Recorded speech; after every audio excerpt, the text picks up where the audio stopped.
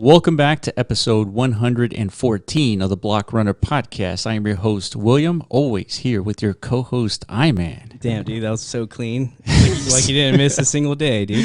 What the hell? Yeah, not only that, it's like the last time we recorded something was like in June. That's what I'm saying. It's like riding a bike, I guess. It's like you hop back on. It's like... Yeah, it's that muscle memory, man. I feel like we hopped into the... You're not a Dragon Ball Z guy. No, I'm not. A hyperbolic time chamber is kind of cool. It's like... It's the way these, like... anime dudes train. They step into this room, Yeah, and it's like they could train for a year, but really what's happening on the outside, it's like a day. So it's like, oh really? you walk out, you spend a year training, but like only a day has passed by. Dude, that's awesome. It kind of feels like we just disappeared for 6 months, but maybe we were training. Yeah. We were in the hyperbolic time chamber of like crypto training, dude. You know? Well, a lot has happened over the 6 months. a lot.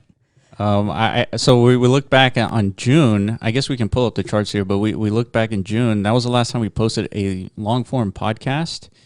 And man, let's see where we were at in June in terms of the market. Like Bitcoin. I feel like we've been crabbing since then. I feel like maybe that's part of the motivation why, like, you know, it's like not much has been happening, like from a crypto standpoint. A lot's been happening in the NFT world. Yeah, a lot. But like NFTs are it's like a lot of micro events happening for sure. Like in tandem with one another. It's not like Bitcoin. Right? Bitcoin is such a juggernaut, such a force. Yeah. Like it doesn't like catch attention waves as frequently as the NFT market does. Yeah, I mean NFTs they have a different dimension to them, right? They have like visual component, and I think to a certain extent it's more interesting. Right? That, and it's like in its experimental phase. Like people are still trying to figure out like what NFTs even do, or like what's the point of them. So every week somebody figures out a new like use case or like a new this is my NFT. And so like the market like freaks out about it for like a week, and then they move on to the next thing, But Bitcoin's been here it's been old reliable, dude. Not much changes in the Bitcoin world. Yeah, I mean we've certainly had some surprises. We had some like dumpenings, like 53% dumps. When was that? This was in May timeframe, April timeframe. What was going on back then? It's just oversold. Yeah, it was oversold. Yeah, that might be what it is. Yeah. So it had a resurgence, right? A resurrection, if you will. It went all the way down to 29,000, and that was like peak bear sentiment. At least in the short term. Yeah, I was contemplating necking at that point. Yeah, for sure. Still emotional in this game. I was like, man, hang in there, dude. It's gonna come back. Talk me off the cliff. Yeah, and so it does. It breaches all-time high. I was like, told you, fool. Yeah. And then it proceeds to dump from there. Yeah.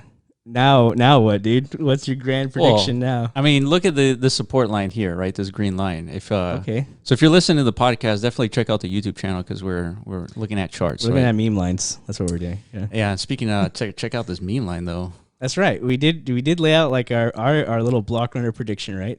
This is so far we're outside of our little curve, just by a little bit though. But we're still within your green bands, dude. Yeah. But there has been some macroeconomic developments within the last, 3 or 4 months. That's right. We made these predictions. There's like all of a sudden the world is like aware of this inflation issue, right? Yeah. The one that we saw coming for a couple of years now. Yeah.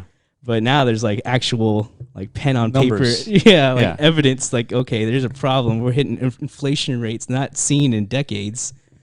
And then you got the Federal Reserve coming out talking about they're going to slow down or actually cease all these things that have kind of like kept the market afloat this whole time anyways, right? So it's like there's a lot of bearish sentiment out there, like in the macroeconomic sense. Yeah. Right? And then you got China like defaulting on massive housing loans and stuff like that. Yeah, it's like the housing crisis 2.0 in China. Yep. It's like what the freak is going on out there, right? Yeah. So how's Bitcoin going to respond to all this, right? Like that's the big question.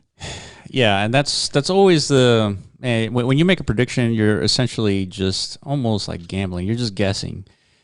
Because think about this. Bitcoin is like one of the few assets that's global, and it's extremely accessible via apps, right? You can't just go buy gold, right, with an app to a certain extent. I mean, you can, but it's not readily as accessible as Bitcoin is. And so what I'm trying to get at is because Bitcoin is as accessible as it is, it is not to the effect. It doesn't fluctuate only based on what happens in the United States, right? No. So there's other influences that that influence the Bitcoin price that have nothing to do with the United States. So when the U.S. says we have 7% inflation, yeah, it's going to depress some of the numbers, but it won't depress as high as you would think, just because it's a global asset, right? There's other things, supporting Bitcoin. Yeah. So anyway, my sentiment is always bullish, just because everybody knows where Bitcoin's going. It's just in the when you zoom in, that's when you start guessing as to where it's going. Yeah. But going back to when we stopped the podcast, we didn't stop it. We just got really busy. But we stopped in June timeframe. So June was like the kind of the local all-time low, and so that happened to be a coincidence because of several factors that influenced our pausing. Yeah. So there's that. But we're back, and we're trying to get into the swing of things, and we're having this long form podcast to kind of start the momentum right back up. Yeah, I don't think we ceased making YouTube content 6 months ago, right? No, we didn't. I think we have our Rovi community calls every week. True. I think we sprinkled in some metaverse topic, YouTube content around this time too. But we definitely slowed down on all fronts when it comes to having our finger on the pulse on the market. Especially with the whole metaverse side of things, we've seen a lot of new ideas and new entrants. Yeah. Because we've been talking about the metaverse for a couple of years now, and we predicted this. Once the metaverse narrative takes off, you're gonna see, a boom of experimentation or whatever you want to call it. There's just people out there. Everybody's all of a sudden working on a metaverse project. Exactly. Or even companies like Microsoft just did this ginormous acquisition today, right? The biggest one in the gaming industry. $70 billion or something like that. $70 billion. They acquired Activision and Blizzard. Are they separate or are they the same? No, I think Activision acquired Blizzard 10 years ago or something like that. So they were a thing, right? Yeah. So it's Activision Blizzard. Now Microsoft just came and gobbled it all up. Yep.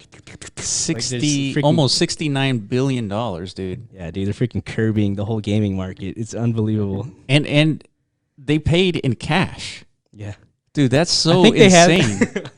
Well, they're $1 trillion company, right? So but that's 10% of their value almost. Yeah. I think that's 50% of their cash on hand too, from what I was reading. Shit. That's a big that's a big bet. But that's a big bet. I think they're also dude, we're so fucking rich. We're gonna make that back in a couple of years. Especially with all these games, this new IP. Yeah. They must have big ideas, right? And then there's speculation out there, ooh, of course, is this a metaverse play? Of course. Because you got Facebook and Meta. That's a thing we haven't really talked about in the podcast yet, but we're definitely gonna go into that. Yeah, and Microsoft has always been big in gaming ever since Xbox in 2001 or wherever it came out. Yeah. And they have the HoloLens. They have a bunch of hardware outside of just the Xbox that allows them to participate in the metaverse. But they don't really have a huge metaverse play up until, I guess. Would you consider Activision and Blizzard huge metaverse potential there? Just from a gaming standpoint? Oh, dude. Outside of World of Warcraft? Dude, you're stabbing me, right? Of course they have. Because from my perspective. But World of Warcraft has a very narrow market. Right? I wouldn't say narrow, but in the grand general scheme of things, I don't know. I don't think, World of Warcraft is just going to be this big aha moment for the metaverse. They roll out the world of metaverse. Who knows? Maybe they will do some weird shit like that. But what I'm saying is from my recollection and my experience, the World of Warcraft, experience was probably one of the earliest successful attempts at creating a metaverse-esque experience, right? With with a real world economy. Yep. Well, it mimicked real world economics without the actual reward part. Yeah. It was a good game economy that Blizzard profited from, but it still had all the right incentive alignments to keep players engaged and to prioritize these virtual experiences over the physical experiences that they had. Because I was one of those people, right? So I bought into the incentive model and all that stuff. So But you're right. Like World of Warcraft today, I mean, this is like World of Warcraft 10, 15 years ago. It's not. Yeah. It's not as captivating anymore. A lot of people have kind of like unshackled themselves from that existence at this point, just because, you know, you kind of outgrow it. Because at some point you gotta, you know, mature as a person and like start to think about your own well-being. Yeah. You can't just be in a virtual world forever, right? Because it's not part of the Web3 ecosystem, right? Like sure. it doesn't have that reward aspect that the Web3 ecosystem's developing at the moment.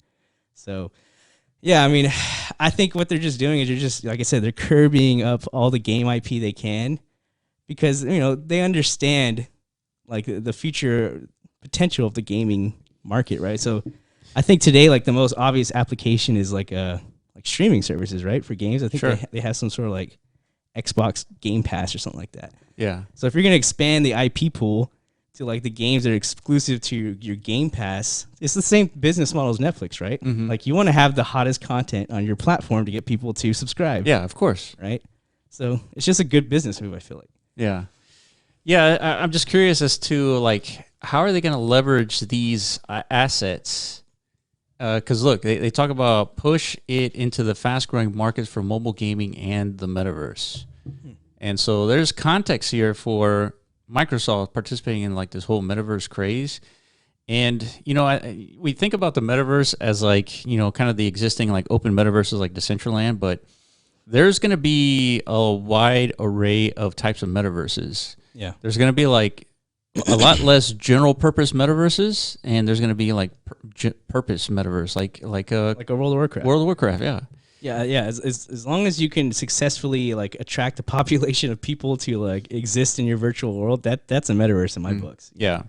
Whether or not these people are, I mean, from our perspective, we think that real world economic layer has to be existent in order for like a, yeah, I don't know, like the end game version of the metaverse to actually come to fruition. But like you're saying, like that's not the experience people expect today. Yeah. Agreed. You know, Agreed. like especially like the Western gaming audience, like they're struggling to even understand like the value add of NFTs into the gaming experience. See, I find that surprising because, I mean, if you play any game with any economy, you can start imagining what it would be like to actually own that digital asset Yeah. that you acquired. So I think there was I think Call of Duty or some company created some aspect of their game into NFTs, and there was a lot of hate. Do you remember that? It was like Call of Duty or...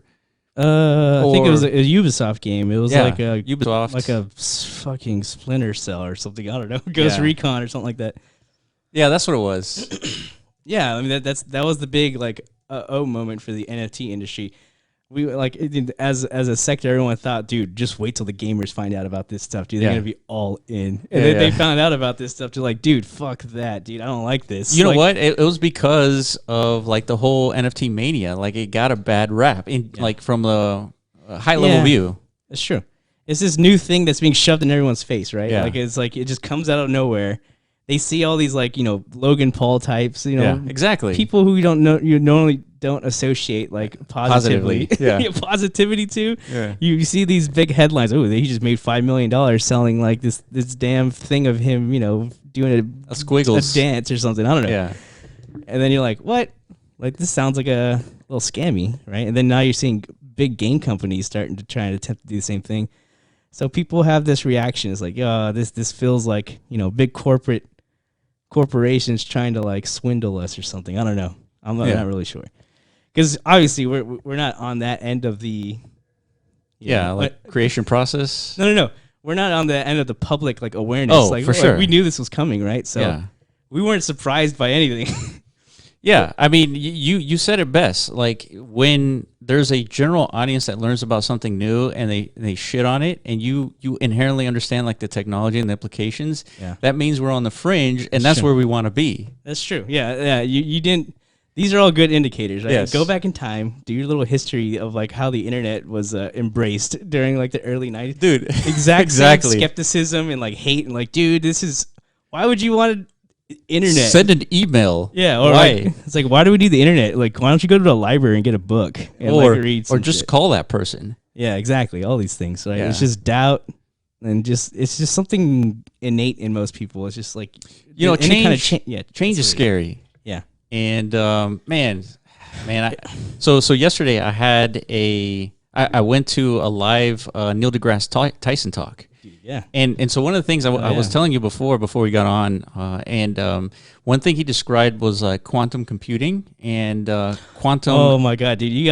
Tell me what he said. Quantum entanglement. Okay, so it's basically the idea of you take the an atom and its electrons are entangled with like a counterpart atom, and so what happens is when you separate these atoms like to an infinite distance, right? Anytime you excite one atom, it excites the other one, even though there's like a huge distance between them. And so what he was saying is that China is developing a new internet that has instant communication faster than light, where when you send a message, it's automatically received on the other end because it's the same thing. And so we're talking about like internet at hyper light speed, faster than light speed. And so this is a technology China is working on. Yeah. And so he was saying that, he was criticizing, the United States for not leading, this type of development. And so, but when it goes back to like change, it's like, imagine when we're introduced this new type of internet where messages are instantaneous. Like you can play games with zero lag, infinite zero lag. Mm-hmm. And so anyway, that change, I bet you that internet is going to be pushed back because this and that. What do you mean pushback? Just in general, when people when they find out about this new technology, this new breakthrough, is like hell no, dude. It's like you're gonna create like a quantum rip in the freaking universe, right? And we're all gonna get sucked into a black hole. Yeah, there's gonna be like copies of each other because of multiverse and all this. Yeah, man, it could, but it sounds like a necessary thing for like I don't know, the progress of like this whole digital landscape, right? Yeah. Like, dude, if we want the metaverse to mimic reality as closely as possible, like. Not only is it like a graphical thing, right? Yeah. Like if you want like true immersion into like a second life type experience, like first you just gotta like enter these things and like make sense and like feel as real as this. Yeah. But then like everything has to be like you're saying instantaneous, right? Yeah. Like no lag, zero lag. Yeah. Because that's what the reality we're used to. Our physics is like zero lagless. Lag. Yeah, that's right. Unless you have like a brain tumor or something, or like too much to drink. I don't know. Yeah, you might experience lag. From time to that's time. funny. I don't know if you guys like when you guys drink. I always use the terminology of like I'm at 56K right now. Oh my god! It's like I'm definitely lagging, guys. Yeah. It's like hold up. So yeah. Anyway, So I thought that was interesting, like the fact that we can have like instantaneous like communication. Well, I've been hearing something about like the whole quantum thing. Like once this whole quantum computation breakthrough happens, like that's the end of cryptography. Is that true?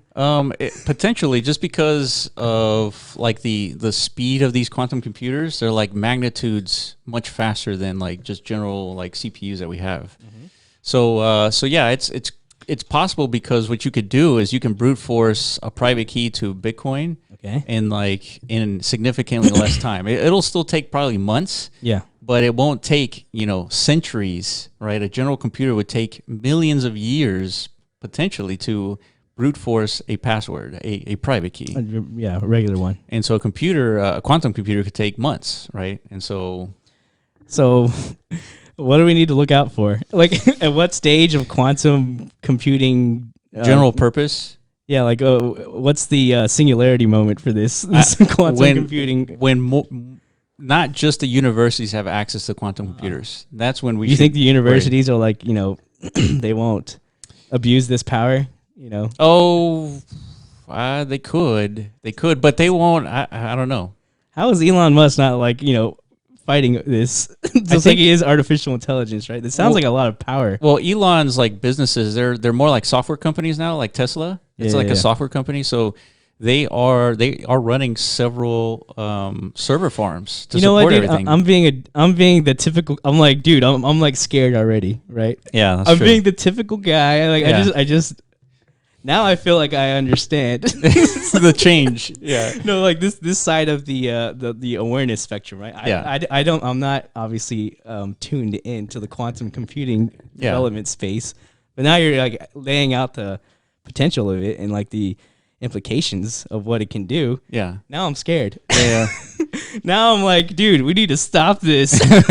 That's what everybody thinks. Like, see about NFTs and the metaverse and it's like we need to stop this. This is too much at once. That's interesting because when I first learned about quantum entanglement, I didn't really think of the application of like instant communication. Because what they were talking about in the context of quantum entanglement is being able to talk to people, Martians, who are there instantaneously. Right, and so that's a benefit instead of waiting. That's huge. The what is it? 6 minutes, the six light minutes to get there. You can instantly communicate. Right, that is a big deal because now you can transact Bitcoin and everything instantaneously with them.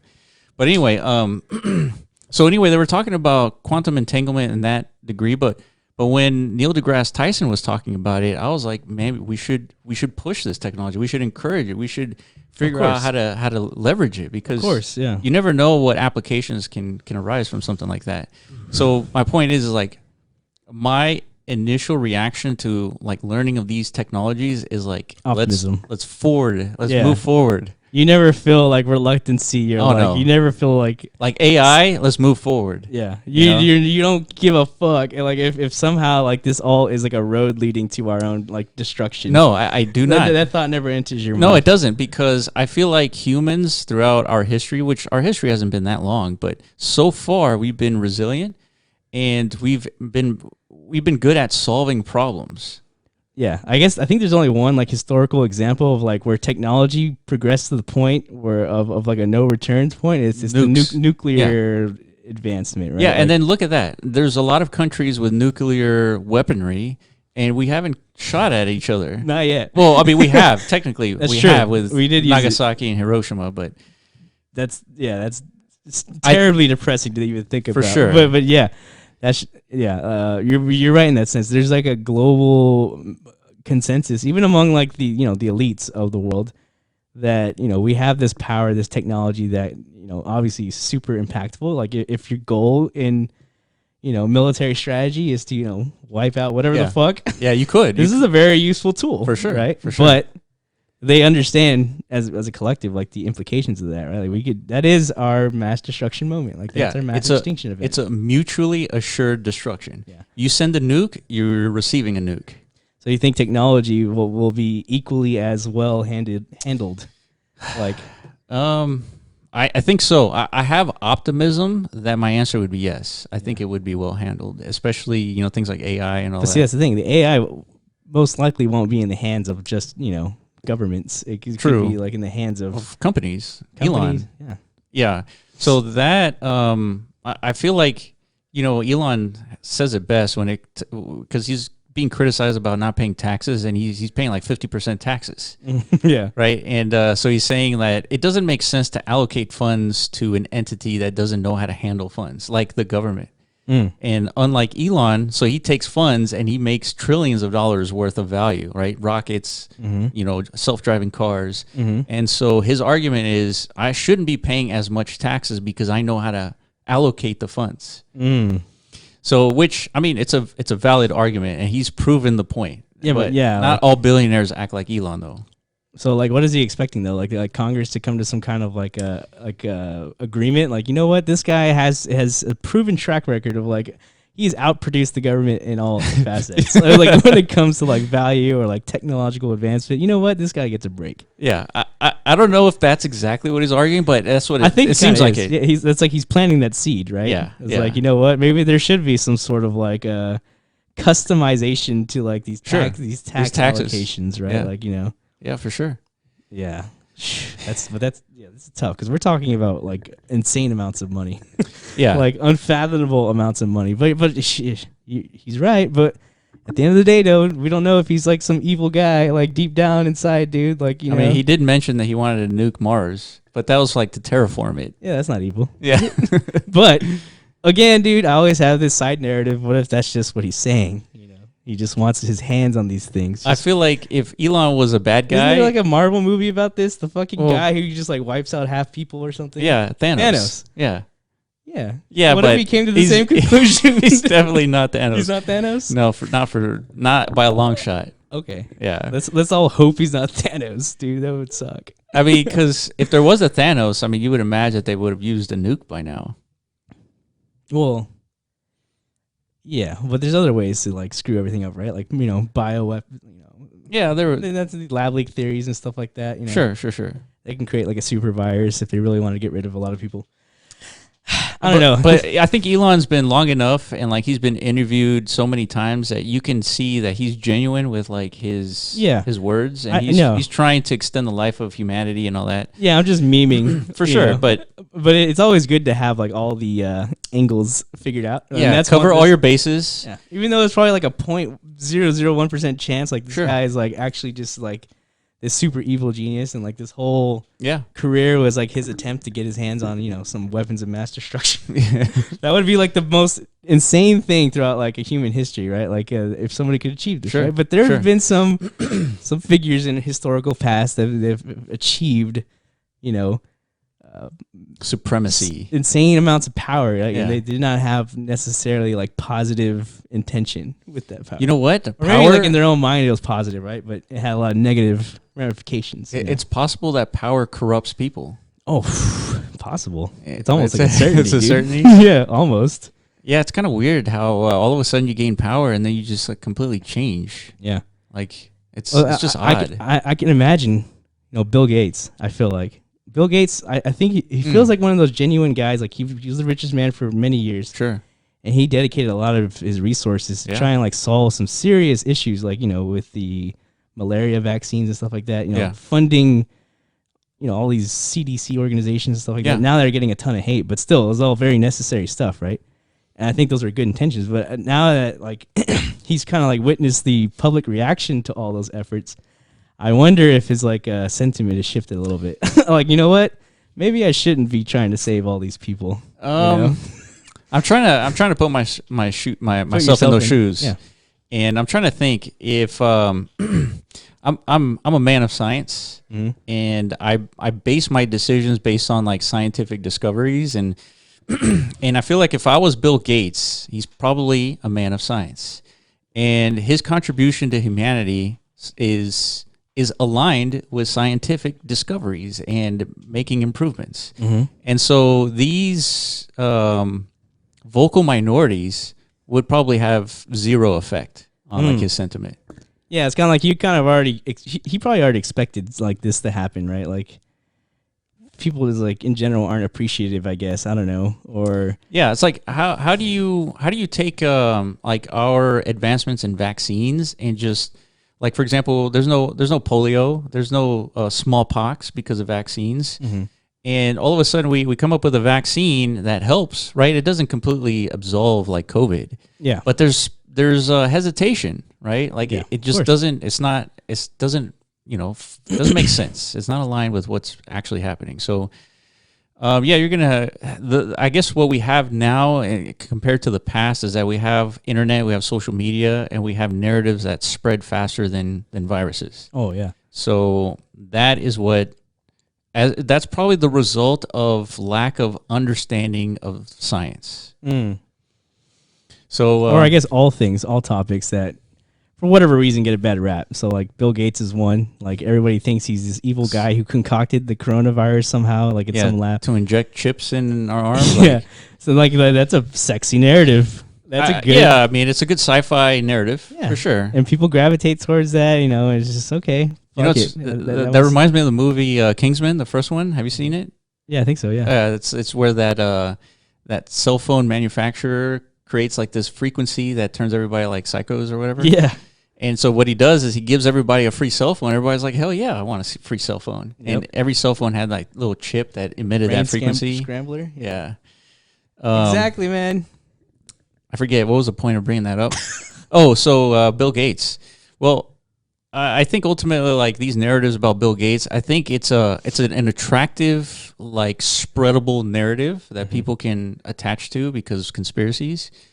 but ultimately the size, I guess, and impact of that community is not bigger than the science community.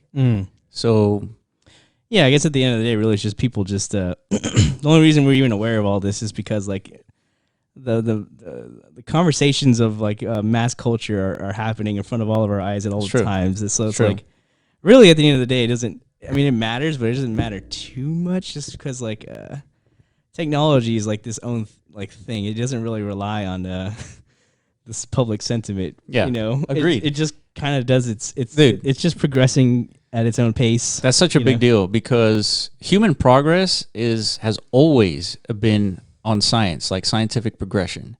Nothing else has improved humanity besides science. Yeah, but see that's what's weird. Yeah, like but there's only like a certain mindset who believes that or thinks that way. And but they're wrong. What do you mean? They're wrong. Who's like wrong? Only science has what is No. What I'm saying, like this collective effort to like just progress, you know, and like move forward from a technology perspective, whatever it is. I'm trying to figure out like what is this driving force behind it, you know, even though like there's like a monetary aspect to it. You think that's what it is? I don't think monetary is the only reason we've progressed. I think that's part of it. Yeah. But a lot of the innovation had little to do with being motivated by money. Yeah, I think in the beginning it was mostly like trying to figure out how to make our lives, you know, more comfortable, right? That's the whole point of. But also think about this: is like money has put a number on like the ability to create progress. Like for example, if you take a computer chip, and now the chips that are in our cell phones are significantly more powerful than the computer used to get to the moon in 1969. So what has driven the forces behind improving the chips that far is because to a certain extent it is money, but it's not the attraction of gaining more money. It's more like it takes this amount of money to make this chip. Next year, let's make the same chip but cheaper because the number makes sense. Yeah. Right. It's not necessarily to make more money, but money just provides a tracking point for progression. Yeah. I guess it's just like I think it's just like the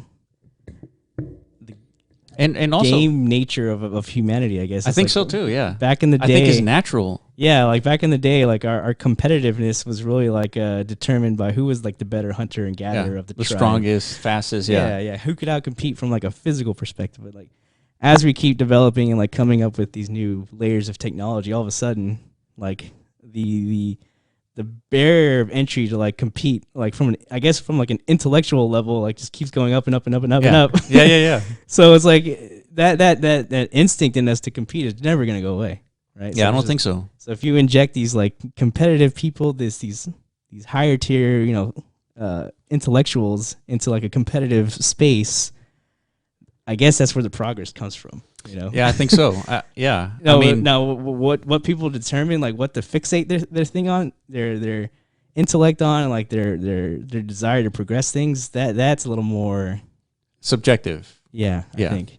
Yeah, I totally agree. I mean, like when we started MetaZone 2019, I mean, it felt like it was a handful of us talking about the metaverse. Like it was Rio, Maddie, Anorak, Frankie. Yeah. And like there's a handful of others besides us. Yeah.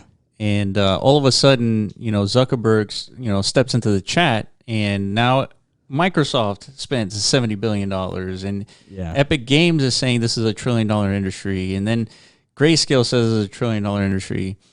And now all of a sudden, a lot of the projects that we're seeing now that are spawning up, they have some connection to the metaverse. Yeah. And so I guess one thing that I wanted to say is like there's sort of like a PSA that you know, being in the metaverse is very sexy at this point because it's kind of like a buzzword. Definitely. But it is extremely complicated to be in the metaverse, right? You got to get a 3D modeler, a 3D developer. You have to get sometimes a smart contract developer if you're in the blockchain space. It's incredibly expensive, and all these projects that are raising funds and doing all kinds of crazy stuff with the metaverse, they potentially don't have like a pulse as to what exactly is required to make the metaverse successful or into $1 trillion industry. Mm-hmm.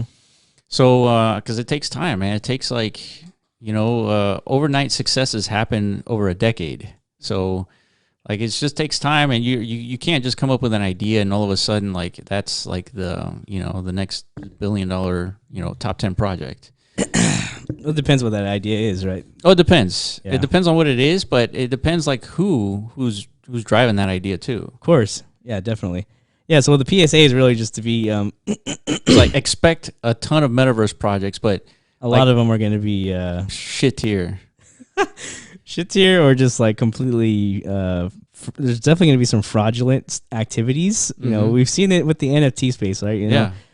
Early on in the NFT sector, it was everyone was genuinely trying to like make good NFT stuff. Yeah. Right. I remember these days when nobody was talking about NFTs. The collective market was probably like $20 million or something like that. Like, people were launching projects here and there. They raised a couple $100,000 in like an NFT sale. Holy crap! Like, that was awesome back then, right? Mm-hmm. But there's not that many scams. A lot of these projects didn't pan out just because like it's really difficult to do stuff in this space, and it requires a lot of resources. Yada yada yada. Mm-hmm. But once the sector of the NFTs exploded, that's when we started to see all these like, rug pull, meme NFTs and stuff like that. Like, it's just so much scamming going on. So much noise. Yeah, it is. It's overwhelming sometimes, right? Like, they do such a good job of like, painting a pretty picture. Yeah, playing into like what the culture is in that moment. And the NFT thing is so wild because like every week the culture shifts. Yeah. But that's the thing with NFTs. It's so quick to like latch on to what the cultural like movement is at the moment. Like, you could put something out because at the moment the market is like they're demanding these like very simple assets that are very easy to generate, right? So yeah, basically, we could have put out the same PSA like 2 years ago or something for the NFT space. Like, these things are gonna blow up, and just be mindful. A lot of this stuff is going to be trickery. Yeah, for sure. But there are going to be like some genuine, projects out there who really want to create some like some significant impact. And you know what's tricky about this space is that even though like a potential NFT, like the origin story is probably intended to be like sort of like a rug pull in a sense. Yeah. Those NFTs can still remain valuable because it happens to like catch on to the zeitgeist, and like there's some sort of like movement behind that NFT, even though like the founders of that NFT had like some initial like nefarious ideas. Well, that's the thing, and even a lot of these founders, they kind of like were very transparent about that, like to the point where they're like, it's up to the community to kind of figure out, how to add value to these things that we just spun out of nothingness. Yeah. But and ultimately, some of these projects, even though like they have like nefarious beginnings, they're still valuable. You can still make money from them. So like in to a certain degree, like technically they're not bad investments. Yeah. That's the crazy thing. Yeah. So that's the kind of the weird thing, and you do have to do a ton of research on like determining like which ones you can flip versus the ones you want to flip. Mm-hmm. But so anyway, we've talked about Elon, we talked about Neil deGrasse, COVID. I got a little bit of insight into like why you're so positive on everything. Like, why you don't think like technology's on a path to like mass destruction. Yeah, but man. That's okay. It's okay. That's fine. That's what I'm here for. You know what? Is to like contemplate these horrible scenarios. Again, I quote Elon when he said that I'd rather be optimistic and wrong than pessimistic and right. Mm-hmm. And so, like, I just think it's healthier just to have like a mindset of like being a little bit more optimistic on the sense, especially when we're talking about like humanity and like progress. I feel like we're gonna figure out these problems like global warming and all that. Yeah, I think you're right. Until the point where you're not, but until then, can you imagine in these like big points like global warming, COVID, vaccines, AI? If we're wrong, if we're ever like humanity happens to be wrong, that's the end of us. Yeah. And like I don't think the collective human society is going to allow that to happen. This seems very unlikely. Even after that movie you watched the other day, what's it called? Don't Look Up. Yeah. Yeah. Even after seeing that, you're still positive? I mean, That's okay, dude. No, I'm not trying to like convert you to like cynicism or anything like that. And I agree with you in a lot of sense, you know. And I think there's plenty of data to suggest, even though like people have always, again, there's always this sentiment of fear, no matter what, when there's change on the horizon. And data suggests that every like advancement we've made in the past has led to, you know, objectively better living standards conditions, and for humanity across the board. I mean, well, maybe not across the board, but like for societies that have, you know, access to these things, you know. Sure. In a lot of cases, it's probably like, you know, it's just kind of like part of the human nature of things. There's, you know, there's a sector of the population that is not within this access point that's, you know, they're kind of being taken advantage of, right?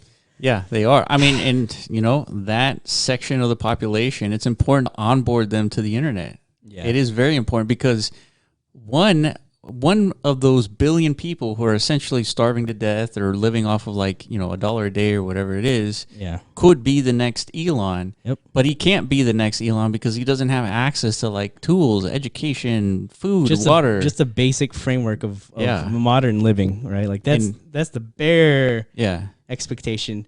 But like, I guess in our current dynamic, until like everything is fully automatable, or is that even a word? Automated. Yeah. Like we can't expect. I don't know if that reality. I agree. 100%. You're absolutely right. If we can automate the production of food, then we have essentially infinite food, right? It's all based on like resources, like raw resources, or automate the production of I guess like resource gathering across the board, right? Absolutely. Like we don't have to rely on, you know, some third world country slave labor, just to provide like the minerals and stuff. That absolutely, technology. You know? Yeah, man. Like you could create like a really huge tall building and completely automate the growth of like vegetables within this automated building. Yeah, and all of a sudden you have like essentially unlimited vegetables.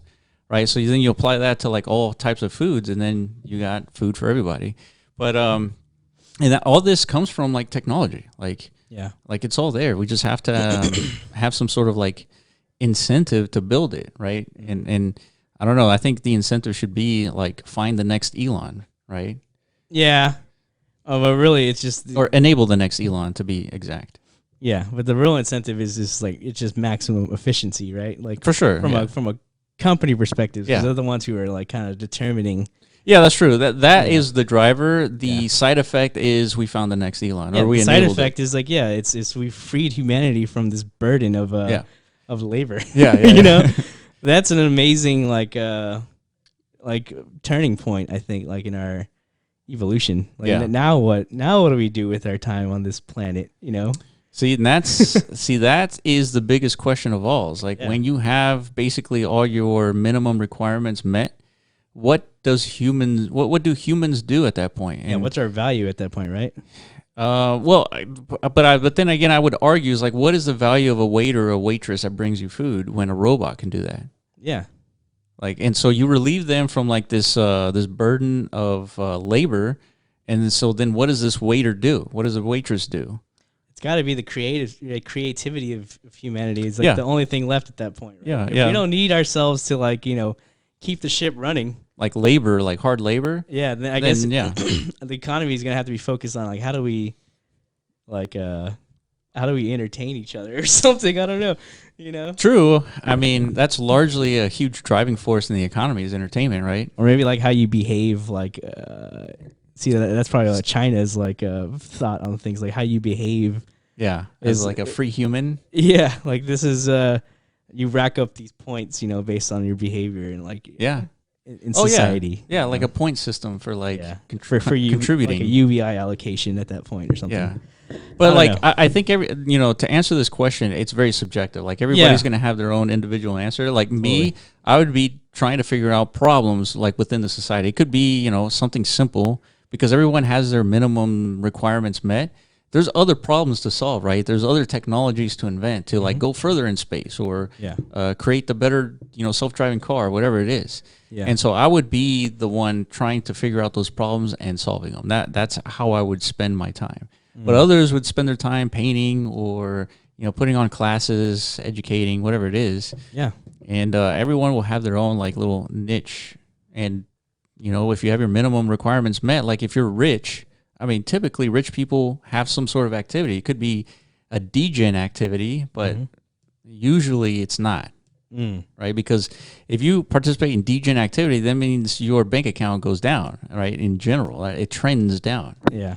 So, but anyway, so I think another thing we should talk about is like going back to the metaverse and kind of like what we're working on and what we should expect for, I guess, this coming 2022. So yeah, that's true. Since we're back into kind of like the swing of things, Happy New Year for everyone listening. Those of you who stuck around this long, I mean, especially that's crazy. Thank you. Yeah, you guys who's still here from like when we started this damn thing. What, in 2018, 2019? Are you sure? I thought it was 2018 when we first started the podcast. No, I think it was 2019. 2019? Yeah, it was like February, March timeframe. Okay. Well, it's still a very long time, dude. Shout out to you guys who, man, it's once you see this, feels like a decade. I know, man. It feels like it. Yeah. I mean, we started off just like as like passive observers of like what's going on in this space. Yeah. Just like everybody, right? But we were so deeply like fascinated about what's going on. 2019, heat of a bear market, but we were anticipating like this resurgence, right? Because this is what happens in like nascent industries. Like they just go through these phases, these bubbles. What do you want to call them? Boom and busts. Boom and busts. So we were back then. We were just trying to figure out what was it that was gonna, get us the boom phase again. Yeah. Now we're deep in the boom, potentially busting. I don't know, but probably not. We're like halfway into the boom phase or something like that. Yeah. Around here is when we started the podcast. Yeah. Yeah, and this was like Bitcoin was at around $3,700. Yeah. And you're like, it could go lower, dude. I don't know. I was like, dude, negative. Well, see, that's my typical, downside analysis on things. But the cool thing is like, zoom out again. Like, let's see the whole chart from there, from the starting point till now. Yeah, man. Holy crap, this chart looks gnarly. But a lot has happened here, dude. Like I said, we went from passive observers in the space. Like now we're deep in this space now. Like we're actually doing our best to influence like the direction of a lot of things, I think. Yeah. And it might not seem like that yet because, we're not at the point where we could just like fully divulge everything that we have in mind. For sure. As far as like how we want to drive the direction of specifically the metaverse space, right? Just because we just happen to be early participants and early contributors to it. So we've witnessed, we've experienced it all. We know the ins and outs of like what makes things difficult. Just yesterday, I think Battle Racers, you Decentraland OG natives, you guys probably know the name. Mm-hmm. We know them dearly because they have a parcel right next to ours. Yeah, the little freaking car build right behind our MetaZone tower. Dude. Yeah, we can actually head over there right now. Yeah, let's go check it out. But yeah, they just publicly announced that they're calling it quits on like any further development. Yep. Which is it's a bummer, dude, because essentially we entered at the same time as them, right? Or maybe they're a little before us. Probably a little bit before us. Yeah, because they raised, I think, a decent amount of money from the sale of NFTs, which I think they're components to these cars that were eventually going to become game assets within the metaverse. Yeah. And they deployed this build. It looked very promising, right? But they ran into an issue that we've witnessed other game attempts run into as well. Yeah, right? Chainbreakers, I think had a very similar problem. Yeah, Chainbreakers, another very ambitious project. They're trying to bring a game ecosystem into the metaverse. They raised some money.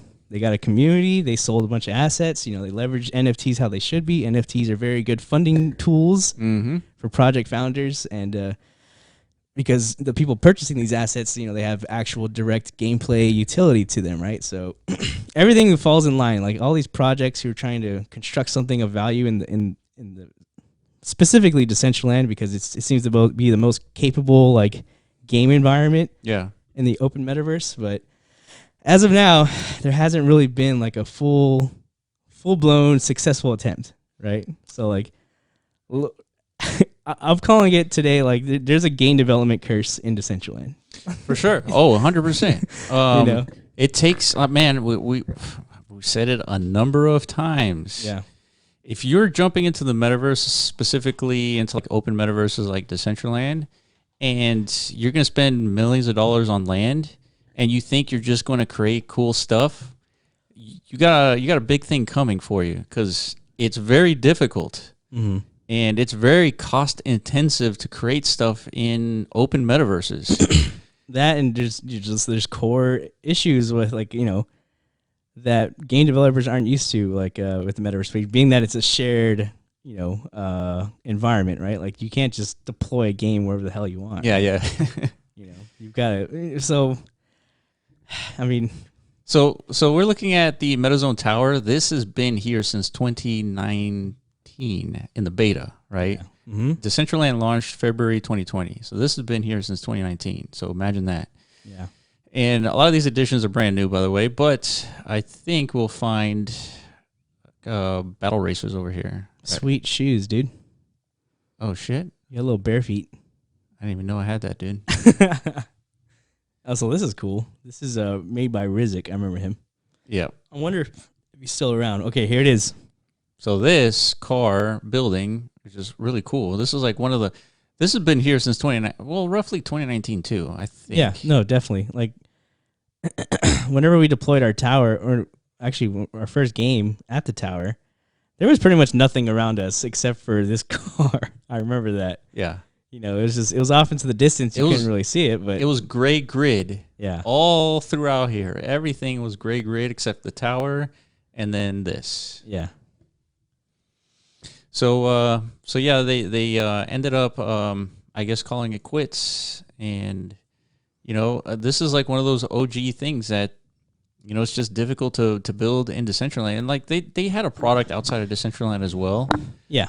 But the value proposition for being in the metaverse is that, you know, that this content exists and persists beyond just like being a website game or being, you know, some other like closed-in ecosystem. Yeah.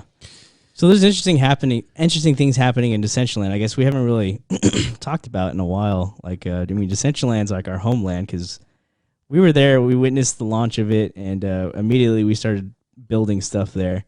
So that's our open metaverse of choice. Even though there's like a few others, Decentraland, I mean, it's the OG, right? So it was the most interesting one to really dive deep into. It was the most open-ended one. Yeah, and it seemed to be like, you know, onto something back then, even though it was like so vague. Yeah.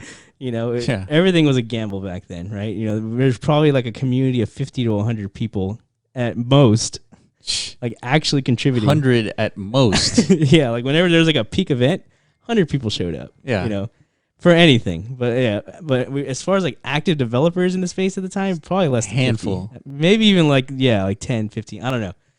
But it's very like. So what comes to mind is Miles, Decentral Games. That was early Decentraland days. Chain Breakers, Battle Racers. Yeah, the guys who built Wonder Zone. Wonder Zone, yeah, those guys. Dapcraft. Dapcraft. OG. These are all 2019 projects. Yeah. And then there's a bunch of other developers just kind of like dabbling here and there, like trying to deploy things on like the very small amount of land they had, you know, yeah. Which is the problem, right? Yeah, like a lot of them, they might have great ambitions and like they want to create something really cool, but I mean, they just don't have the land to do that, right? So yeah, quickly we started to figure out like, hold on, dude, there's issues going on. Yeah, and so our position in all of this is land being like the developer's bandwidth is the single most important asset, like in terms of the metaverse. Yeah. But if brands want to exist in the metaverse, they don't necessarily need to acquire land. They need content, right? Deployable content, right? That's our position. Mm-hmm. That if brands create deployable content, they can distribute that content in multiple metaverses. Mm-hmm. And when you do that, now the brand's IP now exists in these multiple worlds where either the audience is going to be. And so brands don't necessarily need to spend millions of dollars on land just to have a position in the world, right? There's other ways to do that, and that's what we're pioneering, is that you don't have to own land to do that. So yeah, I mean, we're just kind of going back and through like the history of Decentraland and like some of the projects, and kind of breaking down as to why things have transpired as they have. But let's do like a little side by side breakdown though. Of like, okay, so we kind of broke down like our entry into the metaverse space and like our beginnings in Decentraland. It was very desolate. A handful of developers actually contributing at the time, just because there's a lot of things happening in the crypto space. You got DeFi booming and stuff like that. A lot of developers are they follow the money trail. We've been saying this, right? Yeah. If the whole developers ecosystem feels it's way easier to make money building DeFi protocols and whatnot, that's what they're going to do. 100%. Right? And that's largely what happened. So there weren't as many people like dabbling in the metaverse space, just because like there was no clear line to monetization anywhere. Yep. It's not intuitive at all to figure out how am I actually going to like profit from all this work that I'm putting in. So that's right. There weren't many people willing to contribute back then. Fast forward to today. I mean, it's been what, like 3 years? The user base has definitely accelerated significantly. Like if you could check it out now, I'm assuming there's probably like maybe 1,000 to 2,000 people logged in right now. Yep. And a lot of it is due to the mass awareness event of like Facebook entering the space. Now people are kind of curious. They want to know, what is this metaverse thing I'm hearing so much about? Oh, okay, this is Decentraland is part of the open metaverse. Let's go log in, create an avatar, and let's go explore. Right before that really didn't happen. Yeah. 3 years ago, there was really no mass awareness, nothing. Nobody was curious. So what really spawned that? I think it was Zuckerberg. Of course, that is definitely what spawned it. So there's an access to a user base now. So if this narrative continues, like if it's true, this Microsoft acquisition is like the start of a metaverse Microsoft play. Yeah, metaverse. And we just keep hearing more and more metaverse, awareness. Yeah. And you can expect the user base to continue to grow, right? And they're going to be looking for things to do, like reasons to actually like participate in the metaverse, just like people expect to find reasons to participate in DeFi. Right? Exactly, for sure. And yeah, I mean, I think one of the quotes. Let me see if I can bring it up. I sent it to you guys.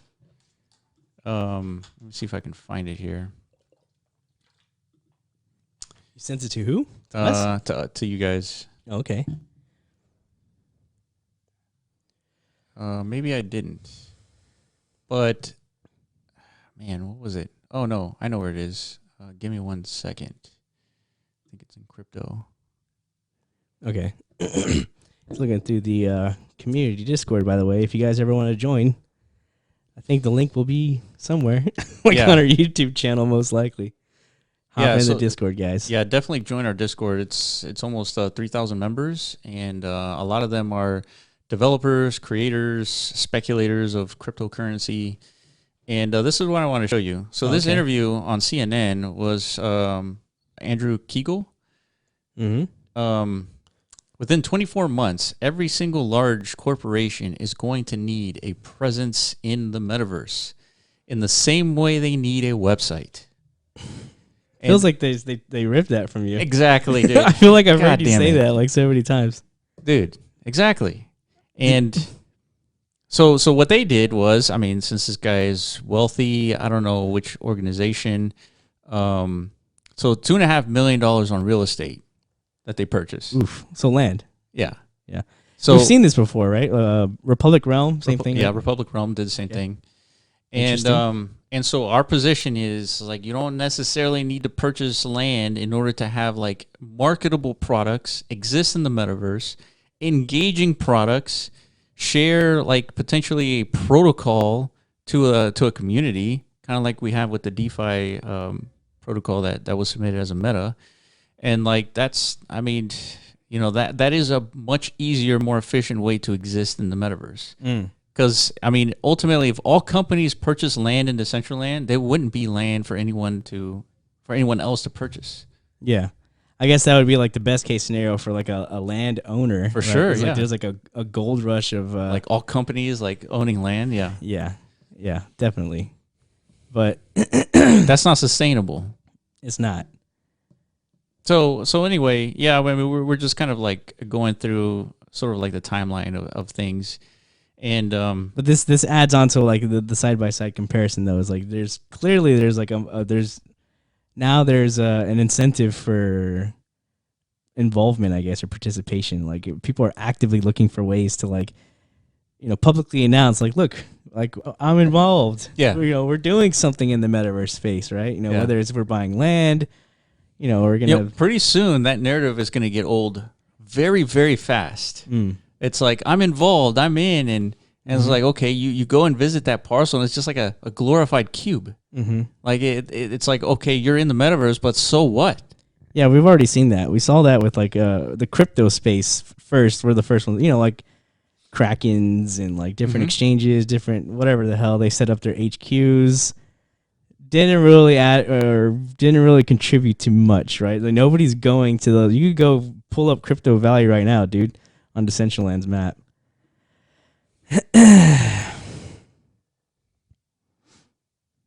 Because that's okay. There it is. Scroll down. There it is. There's nobody at Crypto Valley. Yeah. So this is where like the HQ of like where the crypto space kind of like made their grand statements of their involvement, right? Like we're in the metaverse. We built our HQs in here. Yeah. Nobody's there. I mean, I guess you can make an argument still. It's like these headline generating things, they contribute some way into like the progress of things, but I guess there's more like impactful approaches to like, what we really need is retention, right? We need a purpose as like a collective to like want to stay in Decentraland. So yeah, let me see if like I can come up with similar analogies. Like if you're a company and it's like, hey, we have a website. yeah, I was like, okay, well, how many people are visiting your website? I was like, well, 1 or 2. yeah, Like just because you have a website doesn't mean a damn thing. yeah. Like just because you have a cube in the metaverse doesn't mean anything. No, it's marketing, right? You get to like fluff your company's Your peen. your company peen a little bit, like, dude. It's like, look how edgy we are, dude. We're in the metaverse too. Yeah. It's like, so See, but that's what I mean. It's like, okay, you have a website, right? It's great. Well, Yeah. but how do you get people to the website? Well, you create something that people need, a product, something engaging, something useful, some Yes. value, right? Yes, and so now you create that value. People are coming to your website. Now you can flex that you have 1 million people visiting your website using your protocol or using your product. And so largely the same sentiment will transition in the metaverse. It's no longer good enough just to deploy a cube. Yeah. Right? That's not, especially if you're Kraken or Uniswap or 1inch or whatever, where you have protocols, you can have APIs where you can interact with and like share some of that revenue to the community owners who purchase these NFTs. Like that is what the future of the metaverse is going to be like, right? Yeah. Where you can mark it down, you can put it on the calendar, like you put money on it. I'm telling you, that's what's going to happen. Put money on it, eh? Yeah, you're right, but I think it comes in phases though. Like just because, I think what we're illustrating here is like there's still so much missing, right? From an infrastructure level, to get these companies to the point where they could actually like implement some kind of value. Oh yeah, and on top of this metaverse ecosystem, right? So I say this with intention. Oh yeah, of course. That we're building. We've been building that infrastructure so IP and brands can exist in the metaverse in a marketable, sustainable way where the community can actually participate and use said products.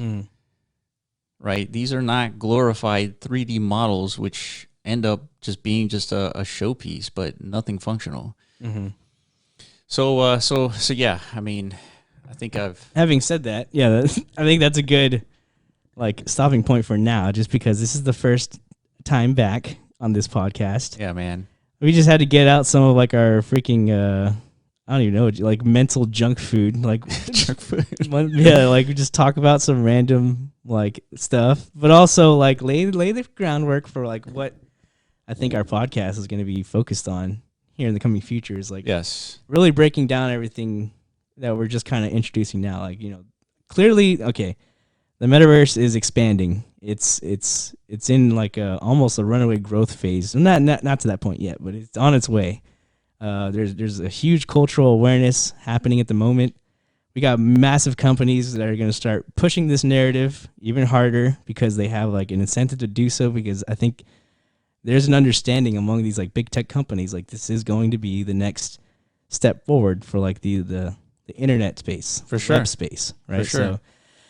So like you've said in the past, dude, they're either going to have to embrace it or fucking die. Yeah, exactly. And it looks like they're embracing it, and they're figuring out their way to like, cement their position in here. So, I mean, I feel there's not going to be a shortage of things to talk about, I'm sure. Oh, no, definitely not. And then, we're going to have to lay out our version of how to contribute to what we think the metaverse ecosystem needs to thrive, right? So, I mean, we've been talking about these things off and on for the last couple of years already. So yeah, and I think our conversation, and including Oscar, or as most of you know him, Corv, I think we bring something unique to the table in the sense that we can freely talk about these things, and we can give our perspective, our knowledgeable perspective on these things, because we're in the middle of it, like building stuff. And a lot of the projects out there that are building metaverse projects, they don't have like this transparency. They don't have like this dialogue with their community. That's true. And you said it best in one of our live talks. By the way, you should join our live talks. We give away NFTs every single week on Thursdays at 10 p.m. UTC, where you said that these conversations is not optional for project builders. Right, you need to be able to interface with the community to a degree where, like, they understand like how we think and like where a product is going. Yeah. And when you're building in the metaverse, you are building with a community, and so you have to do these things. Yeah, we've ran into it. As long as you're genuine with your community, and because people expect certain things from founders, project founders. I myself has been on that side of things, especially when you're like an investor, right? Like obviously you have like some kind of like financial tie to this entity that you've kind of put your resources toward. So you have like these innate like demands in mind. Yeah. And sometimes they get brought up like in aggressive forms. Sure. Right? Sure. And this is something every project's going to have to deal with, right? And I think the best way to actually deal with it is what we're doing here. Like, as long as the community understands, like, dude, we're genuine here. We're not, if we weren't, we wouldn't be public. Yeah. If we weren't genuinely trying to actually achieve something, we would do everything in our power to make sure, like, if shit goes south, we're out of here. Yeah. You're not going to find us, dude. But we're not doing that. We're here, up to the point of like maybe like doxing our actual addresses. Like that's the extent of like how transparent we can be. Yeah. Right. But we're going to keep this going, dude. Cause I think it's a necessary component to like, especially community building and trying to like eliminate some of this sketchy activity in the space, right? Like, you just gave a PSA in the beginning of this, just so people are aware, like, be mindful and be cognizant that there's going to be a lot of fraudulent metaverse stuff coming up. 100%. So we're going to do our best to like set some kind of precedent. Like, if you're going to create some kind of contribution in this space, like it's at least minimally expected you're public facing, right? So hopefully that's what the precedent we set. And so we'll kind of end it here, but this is an example of what I'm talking about. We're visiting Trust Swap. Right? Swap your tokens, right? Pretty cool building, right? I would happily deploy this, right? Yes. But you go inside and it's just I don't know, like a spaceship. And you kind of look around and that's about it. That's their existence in the metaverse, is like a glorified gallery. And my opinion, personally, this isn't good enough. Nobody cares. Nobody's here. So basically, the metaverse needs killer applications, right? Yes. That's what we're saying here. Yeah. This to me is like, it's a 2D web interface that's like, it's just like a branding page. Yeah. Yeah. This is like a branding page. Exactly. It's just a landing page. Yeah. And that's it. But 3D visualized. So Yeah, there's no real reason to ever come back here once you see sure. it for the first time. Like, Yeah. oh, okay, trust swap, cool. Yeah. I'll put that in my memory bank Yeah, and exactly. never come back. But yeah, what you're saying is we need the Googles and the Facebooks and the Twitters of the metaverse. Like, Yes, we need functional stuff. some real reason to log in every single day. Yes, Basically. yes. I'm on board, dude. Hopefully you guys are too, who are listening to this, because Yes. that is like the inception point to like a metaverse realization. I think like why, because everyone's asking like why the metaverse? Like, do we even need this? Yeah. Well, it's not self-evident yet, and especially like when you come to like the current day version of what Decentraland and the open metaverse is, it just does not make sense right now to the common man. Right? Dude, that's so good. The way you put it, it's not self-evident. And it won't be unless somebody does something about it. Yeah.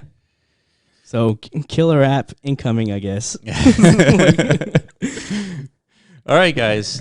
Thank you guys for listening. This has been The Block Runner. Make sure you follow us on Twitter at The Block Runner and follow MetaZone as well at metazone.io or metazone.io.